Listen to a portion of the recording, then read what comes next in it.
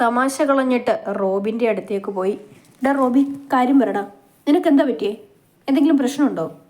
നിന്നെ ആരെങ്കിലും തൊട്ടെങ്കിൽ അവനെ ഞാൻ കൊല്ലും. ഡാ അതൊന്നുമല്ല, ആ സാന്ദ്ര കാരണമാ. ആ പൊന്ന മോളോട് ഞാൻ പറഞ്ഞതാ അടങ്ങാൻ. അന്ന് അവളുടെ ചെവിക്കല്ലടിച്ച് പൊട്ടിക്കാൻ അറിയാൻ മേലാഞ്ഞിട്ടില്ല. അവളൊരു പെണ്ണായിപ്പോയത് കൊണ്ടാണ്. അവൾ നിന്നെ വീണ്ടും ചൊറിയാൻ വന്നടാ.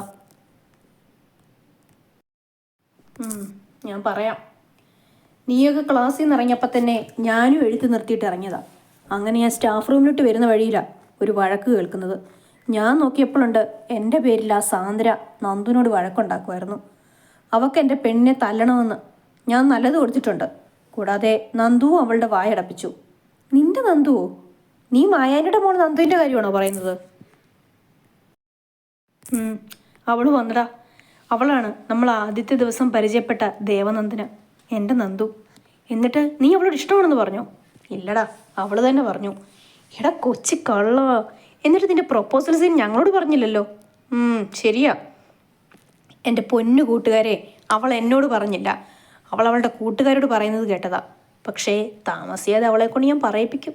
അവൾക്ക് പഴയ ഓരോ സംഭവങ്ങളും ഓർമ്മയുണ്ടടാ. അങ്ങനെ അവൻ്റെ കാര്യവും ഓക്കെ. ഇനി എന്നാണോ എൻ്റെ മാവ് പൂക്കുന്നത്? ആർക്കറിയാം. കണ്ണടച്ച് പാല് കുടിച്ച് ആരും അറിയത്തില്ലെന്ന് വിചാരിച്ചോ? നിനക്ക് അർച്ചന എന്ന കൊച്ചിനെ കാണുമ്പോൾ ഉള്ള ഡിങ്കോൾഫിയ ഞങ്ങൾക്ക് മനസ്സിലാവുന്നുണ്ട്. ഗള്ളക്കാമുക അല്ല ചോദിച്ചാ? പിന്നല്ല, നിന്റെ ഇളക്കം എങ്ങോട്ടാണെന്ന് ഞങ്ങൾക്കറിയാം. നീ ചെന്ന് പറയാൻ നോക്ക്. അല്ലെങ്കിൽ അവസാനം വേറെ വല്ലവന്മാരും വന്ന് അവളെ കെട്ടിക്കൊണ്ട് പോയിട്ട് അവനെ തട്ടൻ എന്നെ വിളിച്ചേക്കരുത്. എനിക്കും കുടുംബവും കുട്ടികളുമായിട്ട് ജീവിക്കാനുള്ളതാണ്. അവൻ്റെ ഈ വർത്തമാനം കേട്ടപ്പോൾ അപ്പുവിനും റോബിനും തങ്ങളുടെ പഴയ ജോയലിനെ കിട്ടിയ പോലെ തോന്നി. എന്താടാ നിങ്ങൾ ഇങ്ങനെ നോക്കുന്നത്? എന്നെ ഇതിനു മുമ്പ് കണ്ടിട്ടില്ലേ? ഒന്നുമില്ലടാ, വെറുതെ നോക്കിയതാ. അപ്പോൾ എങ്ങനെ കാര്യങ്ങളൊക്കെ? കള്ളക്കാമുകന്മാരെ പോടാ ഊതാതെ. റോബി, നിന്റെ പ്ലാൻ എന്താടാ? അതൊക്കെയുണ്ട്, നീയൊക്കെ കണ്ടോ. നീ കാണിച്ച് അവസാനം അവിടെ കയ്യിൽ നിന്ന് തല്ലും മേടിച്ചോണ്ട് വന്നാല്? ഇല്ല, മീ അത്രക്കാരൻ നെഹി ഹെ. ഇതും പറഞ്ഞ് കളിച്ച് ചിരിച്ച് അവർ ക്ലാസ്സിൽ പോയി. ഡി, ബോധമില്ലാത്തവളമാരെ ഇങ്ങോട്ട് നോക്കടി. ആർക്കാടി ബോധമില്ലാത്തത്? ബോധമില്ലാത്തത് എനിക്കല്ല, നിന്റെ റോബിച്ചനാ. അല്ലെങ്കിൽ ഇങ്ങനെയൊരു ദുരന്തത്തിന് തലയിലെടുത്ത് വെക്കുമോ? ശരിയാ. അതും കൂടി കേട്ടപ്പോൾ ദേഷ്യം വന്ന് ദേവു അവിടുന്ന് ചവിട്ടിത്തുള്ളി വെളിയിലോട്ട് പോയി. അവിടെ ചെന്നപ്പോൾ കണ്ട കാഴ്ച കാരണം അവളുടെ മുഖം ദേഷ്യം കൊണ്ട് വിറച്ചു. അവൾ നോക്കിയപ്പോൾ മുറ്റത്തൊരു മൈന. വേറെ ആരുമല്ല, നമ്മുടെ റോബിച്ചൻ വേറൊരു പെണ്ണുമായിട്ട് സംസാരിച്ചുകൊണ്ട് നിൽക്കുന്നു. കൂടാതെ അവളുടെ കയ്യിൽ പിടിച്ചിട്ടുമുണ്ട്. അവൾ പാഞ്ഞു നിന്ന് റോബിൻ്റെ കൈ വിടുവിച്ചു. ദൂരെ നിന്ന് നോക്കിയപ്പോൾ ദേവുവിന് അവളുടെ മുഖം മനസ്സിലായിരുന്നില്ല. പക്ഷേ അടുത്ത് ചെന്ന് നോക്കിയപ്പോൾ അവൾക്ക് ആളെ മനസ്സിലായി. അവൾ ആ പേരും പറഞ്ഞുകൊണ്ട് ആ പെൺകുട്ടിയെ കെട്ടിപ്പിടിച്ചു. നിമ്മി ചേച്ചി, മോൾ ഈ കോളേജിലാണോ പഠിക്കുന്നേ? നീ എന്തിനാ എൻ്റെ കൈ പിടിച്ചു മാറ്റിയത്? വെറുതെ ചുമ്മാ ഒരു രസത്തിന്. പക്ഷേ ഈ കാഴ്ച കണ്ടുകൊണ്ട് നിന്ന് ബാക്കി എല്ലാവർക്കും സത്യാവസ്ഥ മനസ്സിലായിരുന്നു. എല്ലാവരെയും നോക്കി ദേവു ഒരു ചമ്മിയെ ചിരിച്ചു. ചേച്ചി എന്തിനാ ഇങ്ങോട്ട് വന്നത്? എനിക്ക് എൻ്റെ അനിയനെ കാണാൻ വന്നൂടെ? അത് കൊള്ളാം. നീ കെട്ടുന്നതിന് മുമ്പേ നാത്തൂമ്പേര് തുടങ്ങുന്ന ലക്ഷണമാണല്ലോടി ദേവുസേ. ദേവുകളുടെ 32 പല്ലും കാണിച്ചിളിച്ചു. നിങ്ങൾ തമ്മിൽ നേരത്തെ പരിചയമുണ്ടോ? അതായത് എൻ്റെ ചേട്ടൻ്റെ ഒരേ ഒരു ഭാവി ഭാര്യ. നീ അന്നേരം അമലിൻ്റെ പെങ്ങളാണോ? അവൾ ഇളിച്ച് കാണിച്ചു. എടി നിമ്മിച്ചിച്ചി, നിനക്ക് ഞാൻ വെച്ചിട്ടുണ്ട്. അന്നേരം ദേവുവിനെ ഞങ്ങളുടെ പെങ്ങളു കൊച്ചായിട്ട് ഏറ്റെടുത്തു. അതെന്താ ചായ, എന്നെ പെങ്ങളാക്കാൻ കൊള്ളില്ലേ? ഞാൻ അങ്ങനെ പറയുവോ? നീയും എൻ്റെ പെങ്ങളാടി. അതും പറഞ്ഞ് ഇച്ചായൻ അവരെ രണ്ടുപേരെയും ചേർത്ത് നിർത്തി. എന്നിട്ട് ഇച്ചായൻ അന്നുവിനെ ഒന്ന് നോക്കി. ദൈവമേ, ഇനി എങ്ങാനും ഇങ്ങേര് എന്നെയും പിടിച്ച് പെങ്ങളാക്കുമോ? അന്നു ആത്മകഥം പറഞ്ഞു. അവൻ അവളെ ചേർത്ത് നിർത്തി നെറ്റിയിലൊരു സ്നേഹ ചുംബനം നൽകി. ഇത് കണ്ട കുശുമ്പ് കയറിയ അച്ചുവും ദേവുവും കൂടി ഇച്ചായനെ കെട്ടിപ്പിടിച്ച് ഉമ്മ കൊടുത്തു. അവൻ്റെ പകരം ഞാൻ അവിടെ നിൽക്കുവാണേ, എൻ്റെ പെണ്ണിൻ്റെ ഉമ്മ എനിക്ക് കിട്ടിയേനെ. ഒരു ഉമ്മ വേസ്റ്റ്. റോബിൻ ആത്മകഥം പറഞ്ഞു. നിങ്ങൾ എന്തായാലും നിൽക്ക്, ഞാൻ പോവാട്ടോ. അതും പറഞ്ഞ് അവൾ തിരിഞ്ഞതും ഒരാൾ നടന്ന് അവരുടെ അടുത്തേക്ക് വന്നു. ആ മുഖം കണ്ടപ്പോൾ എല്ലാവരും അവനെ നോക്കി ചിരിച്ചു.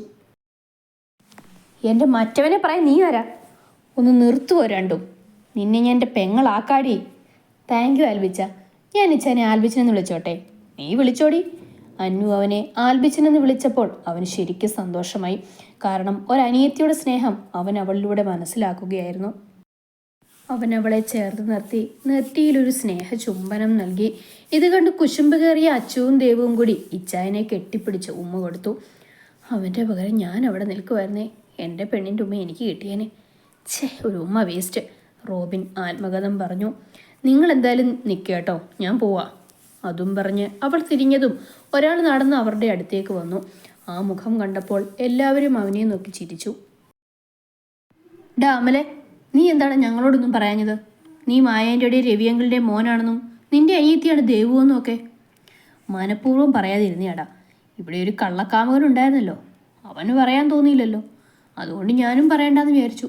പിന്നെ ഇതിൻ്റെ മാസ്റ്റർ ബ്രെയിൻ ഈ നിൽക്കുന്ന നിമ്മിയാണ്. എടി നിമ്മി, നിന്നെ ശരിയാക്കി തരാം, റോബിൻ ആത്മകഥം പറഞ്ഞു. എന്നെയും എൻ്റെ പെണ്ണെയും പറ്റിച്ചതിന് ഞാൻ നിന്നെ കാണിച്ചു തരാം. ദേവുവും ഭദ്രകാളി മോഡിൽ നിമ്മിയെ നോക്കി പേടിപ്പിക്കുകയാണ്. നിമ്മിയാണെങ്കിൽ ഈ ലോകത്തിലെ ഏറ്റവും വലിച്ച എക്സ്പ്രഷൻ ഇട്ട് നിൽക്കുകയാണ്. എന്തായാലും എല്ലാം ശുഭമായിട്ട് അവസാനിച്ചില്ലേ? റോബിക്ക് അവൻ്റെ നന്ദുവിനെ കിട്ടിയല്ലോ. ആത്മാർത്ഥമായിട്ട് സ്നേഹിച്ച ദൈവം കൂടെ നിൽക്കും. അമൽ ജോയലിനെ നോക്കി ഒന്ന് കടുപ്പിച്ചാണ് അത് പറഞ്ഞത്. പഴയ കുറച്ച് ഓർമ്മയിൽ അവൻ്റെ ഉള്ളം നൊന്തു. അമ്മി, നമുക്ക് ഇറങ്ങിയാലോ? ആ ഇറങ്ങാം. എന്നാൽ ഞങ്ങൾ ഇറങ്ങുവാടാ, വൈകുന്നേരം കാണാം. ഡാ, പിന്നെ അക്കു എന്നാ വരുന്നതെന്നറിയാമോ നിനക്ക്? ഇല്ലടാ, അവനൊരു 2 മാസം കഴിഞ്ഞേ വരത്തുള്ളൂ. സോ അവനാണ് 5-ാമൻ, ജിക്സൺ സാമുവൽ. അക്കു എന്ന് വിളിക്കും. പിന്നെയുള്ള ഡീറ്റെയിൽസ് നമുക്ക് വഴിയേ അറിയാം. ശരിയടാ, ഞങ്ങൾ ഇറങ്ങുമോ ജോയലെ? പോട്ടെ എളിയ. റോബി അവനൊരു അവിഞ്ഞ ഇളി ഇളിച്ച് കാണിച്ചു. ഇത്രയും സമയം ദേവുവും റോബിയും കണ്ണിൽ കണ്ണിൽ നോക്കിയിരിക്കുകയായിരുന്നു. അത് ബാക്കി എല്ലാവരും ശ്രദ്ധിച്ചിരുന്നു. അപ്പു മോളെ, നിങ്ങളൊന്ന് വന്നേ, കുറച്ച് ആവശ്യമുണ്ട്. ഇതാ വരുന്നടാ. അവനും മനസ്സിലായിരുന്നു റോബിൻ്റെ അവസ്ഥ. മോളെ അച്ചു വാ. ഇങ്ങനെയൊക്കെ എന്നെ ഒന്ന് വിളിച്ചൂടെ? അന്നു ആത്മകഥം പറഞ്ഞു. നിന്നോട് നീ പ്രത്യേകിച്ച് പറയണോ? എണ്ണിറ്റ് വാടി. വരാൻ മനസ്സിലിടാ മാക്കാൻ തവളെ. നീ പോടി, നിന്നെ എന്തുവാ ചെയ്യേണ്ടതെന്ന് എനിക്കറിയാം. അവസാനമായിട്ട് ചോദിക്കുക, നീ എഴുന്നേറ്റ് വരുന്നോ? വരുന്നില്ലടാ. താൻ പോടോ. നിന്നെ എന്തോ വേണ്ടെന്ന് എനിക്കറിയാം. ഇച്ചായൻ നിന്ന് അവളുടെ ഇടുപ്പിൽ പിടിച്ച് പൊക്കിയെടുത്തു. അന്നു അവൻ്റെ കയ്യിൽ കിടന്ന് കുതറുകയാണ്. ഇച്ചായ എന്നെ വിട്ടേ. കുറച്ചു നാളത്തേക്ക് ശേഷം തൻ്റെ പ്രാണന്റെ വായിൽ നിന്നും ഇച്ചായൻ എന്ന വാക്ക് കേട്ടപ്പോൾ ജോയലിൻ്റെ ഹൃദയം സന്തോഷം കൊണ്ട് നിറഞ്ഞു തുളുമ്പി. പക്ഷേ പെട്ടെന്ന് അവൻ്റെ മനസ്സിൽ താൻ അവൾക്ക് ആരുമല്ല എന്ന ചിന്ത വന്നപ്പോൾ ഒരു നീർക്കുമിളിയുടെ ആയുസ് പോലെ അവൻ്റെ സന്തോഷം കെട്ടടങ്ങി. അതിൻ്റെ പ്രതിഫലനം എന്ന പോലെ അവൻ്റെ കൺകോണിൽ നീർക്കണം സ്ഥാനം പിടിച്ചിരുന്നു. പെട്ടെന്നുള്ള അന്നുവിൻ്റെ വിളിയാണ് അവൻ്റെ ചിന്തകൾക്ക് വിരാമം വീണത്. ഇച്ചായ, എന്നെ താഴെ ഇറക്കിക്കേ പ്ലീസ്, എല്ലാവരും ശ്രദ്ധിക്കുന്നു. പക്ഷേ അവനതൊന്നും ശ്രദ്ധിച്ചില്ലായിരുന്നു.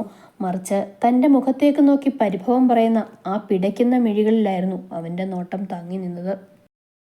ഒരു വേള പരസ്പരം അവരുടെ കണ്ണുകൾ കോർത്തു. പക്ഷേ എന്തോ ഉള്ളിന്ന് വന്ന പ്രേരണയാൽ അവൾ അവൻ്റെ മുഖത്തുനിന്ന് നോട്ടം മാറ്റി. പക്ഷേ ഇച്ചായൻ ഇപ്പോഴും ആ കണ്ണുകളുടെ മായാജാലത്തിൽ അകപ്പെട്ട് കിടക്കുകയായിരുന്നു. അന്നുവിന് എങ്ങനെയെങ്കിലും അവൻ്റെ കയ്യിൽ നിന്ന് രക്ഷപ്പെട്ടാൽ മതി എന്നുള്ള ചിന്തയായിരുന്നു. കാരണം അവൻ്റെ സാമീപ്യത്തിൽ അവൾക്ക് സ്വയം നഷ്ടപ്പെടുന്നത് പോലെ തോന്നി. അന്നു അവൻ്റെ കയ്യിൽ നിന്ന് രക്ഷ നേടാൻ വേറെ മാർഗമില്ലാത്തതുകൊണ്ട് കുനിഞ്ഞു വന്ന് അവൻ്റെ കവിളിൽ ആഞ്ഞു കടിച്ചു. വേദന കൊണ്ട് അവൻ്റെ മുഖം ചുളിഞ്ഞു. ആ വേദനയുടെ കാഠിന്യത്താൽ അവളുടെ ഇടുപ്പിൽ ചുറ്റിപ്പിടിച്ചിരുന്ന കൈകൾ താനെ അയഞ്ഞു. അന്നു ഇച്ചായൻ്റെ ദേഹത്തിൽ കൂടി ഉരസി താഴേക്ക് വീണു. എടി പൊട്ടിക്കുട്ടി, നീ എന്ത് പണിയടി കാണിച്ചത്? ഇയാൾ എന്നെ എടുത്തു ഉയർത്തിട്ടല്ലേ ഞാൻ കാണിച്ചത്? എടി മാക്കാൻ തവളെ, നിന്നോട് ഞാൻ മര്യാദയ്ക്ക് എണീറ്റ് വരാൻ പറഞ്ഞതാണോ? അന്നേരം നിൻ്റെ ഒലക്കമേലെയുള്ളൊരു ജാട. അവർക്ക് ഇച്ചിരി പ്രൈവസി കിട്ടിക്കോട്ടെ എന്ന് വിചാരിച്ചാണ് നിന്നോട് എഴുന്നേറ്റ് വരാൻ പറഞ്ഞത്. അതിന് കാര്യം പറഞ്ഞാൽ പോരെ, അതിനത് ദേഷ്യപ്പെടുന്നത്? അവൻ അവളുടെ സംസാരം കേട്ട് ദേഷ്യം വന്നു. അവൻ പാഞ്ഞു ചെന്ന് അവളുടെ കൈകൾ പുറകിലേക്ക് തിരിച്ചു. വേദന കൊണ്ട് അവളുടെ കണ്ണിൽ നിന്നും കണ്ണുനീർ ഒഴുകിയിറങ്ങി. മറ്റുള്ളവർ തങ്ങളെ ശ്രദ്ധിക്കുന്നുവെന്ന് മനസ്സിലായ ഇച്ചായൻ അവളോട് കണ്ണ് തുടയ്ക്കാൻ പറഞ്ഞു. പക്ഷേ അവൾ കണ്ണ് തുടച്ചില്ല. പകരം അവളുടെ കൈകളിൽ തല ചേർത്ത് കരയാൻ തുടങ്ങി. മോളെ അന്നക്കൊച്ചേ, കരയാതിരി. എന്തു പറ്റി? തല വേദനിക്കുന്നു ഇച്ചായ, ഒന്ന് തിരുമ്മി തരുമോ? അവൻ അവളുടെ തല മസാജ് ചെയ്തു കൊടുത്തു.